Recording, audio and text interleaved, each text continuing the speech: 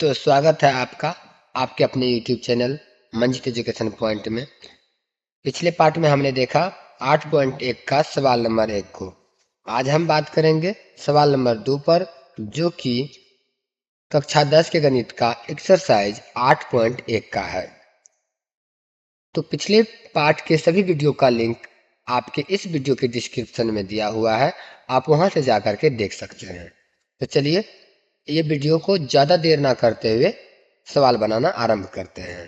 देखिए सवाल में क्या कह रहा है कि आकृति 8.13 जो कि यहाँ पर आकृति दिया हुआ है, इस आकृति में tan p minus cot r का मान ज्ञात कीजिए।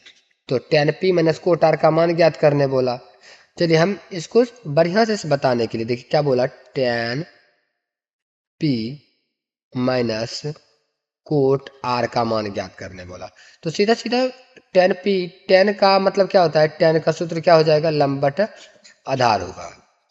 तो लंब बटा आधार लिख लिए, माइनस कोट r बोला तो आधार बटा लंब सूत्र हो जाएगा, आधार बटा लंब लिख लिए। ठीक है, लंब बटा आधार और आधार बटा लंब जैसा बोला।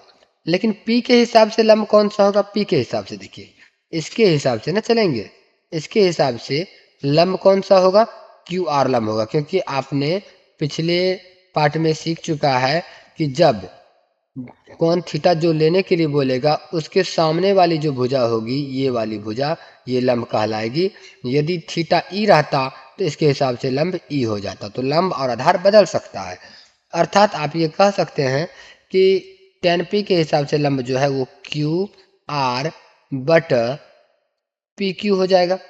अब चूंकि आप देख सकते हैं आपके पास पी क्यू का मान तो दिया हुआ है 12, लेकिन क्यू आर का मान है नहीं है। अतः आप यहाँ पे आकर के ब्रेक मार देते हैं। तो क्यू आर का मान अगर हम पहले निकाल लें तो ज़्यादा बेहतर होता। अर्थात जब त्रिभुज की 3 भुजा हो, पहली भुजा दी हुई है, दूसरी भुजा कर्ण भी दी हुई है, तीसरी भुजा जो ये आधार है ये नहीं दिया हुआ है, तो सबसे पहले हम इसको निकाल लेंगे। ठीक है, चलिए इसको इरेज कर लेते हैं ताकि आपको बताने में परेशानी हमें ना हो और आप वीडियो को बढ़िया से देखें और हिसाब को बढ़िया से समझें।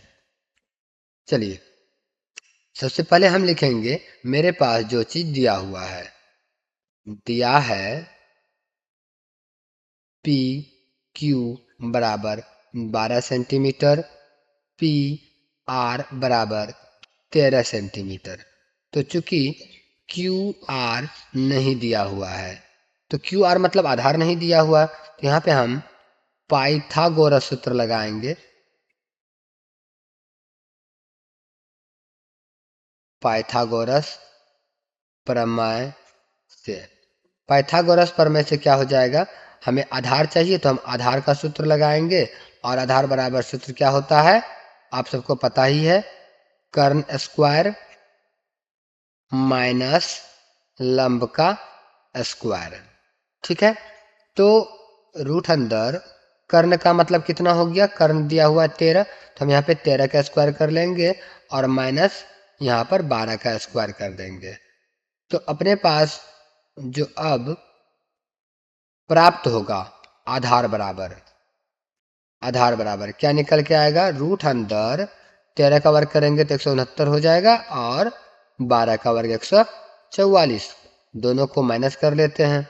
देख लीजिए 9 में से 4 गया 5 हो गया और 6 में से 4 गया 2 और एक एक तो कट गया तो 25 निकला। तो 25 का वर्गमूल 5, अर्थात आपके पास अब ये जो आधार है ये भी प्राप्त हो गया, ये 5 है। अब जो हिसाब बोल रहा है उसके हिसाब से प्रश्न से बोल रहा है tan p minus cot r। ठीक है, तो tan p अर्थात लंब बटा आधार, p के हिसाब से लंब, माइनस कोट का फॉर्मूला क्या होगा, इसी का उल्टा होता है, विपरीत होता है, तो आधार बटा लंब हो जाएगा। तो p के हिसाब से लंब बटा आधार अर्थात इसके हिसाब से, p के हिसाब से लंब कौन सा होगा, क्यू आर लंब होगा अर्थात 5 होगा। ये ले लीजिए 5 बटा आधार कौन सा होगा 12, क्योंकि अगर ये लंब है तो ये तो कर्ण है ना, ये तो कभी नहीं बदलेगा, तो आधार तो आपका यही रहा 12, तो हम लगा देंगे 5 बटा 12 माइनस आधार बटा लंब। किसके हिसाब से? आर के हिसाब से। तो आर ई है ना, तो इसके हिसाब से लंब तो ये रहा। इसका मतलब ये है कि क्यू आर आधार है, अर्थात 5 बटा लंब कितना हो जाएगा फिर इसका? 12 हो जाएगा। तो ये दोनों का एलसीएम जब करेंगे, भिन्न का घटा बनाएंगे, तो 5 माइनस 5 होगा बराबर 0/12, और दोनों का मान भागा देंगे तो क्या निकल जाएगा? 0, अर्थात 0 ही आंसर रहेगा। ठीक है, अगर आपको वीडियो पसंद आया हो तो वीडियो को लाइक जरूर करें, और अगर चैनल पर नए हो तो सब्सक्राइब कर लें। इस तरह का वीडियो आपके पास रोज आते रहेगा, आपको पढ़ने में मदद मिलती रहेगी। अगर किसी प्रकार की परेशानी भी है तो कमेंट में ज़रूर बताएं।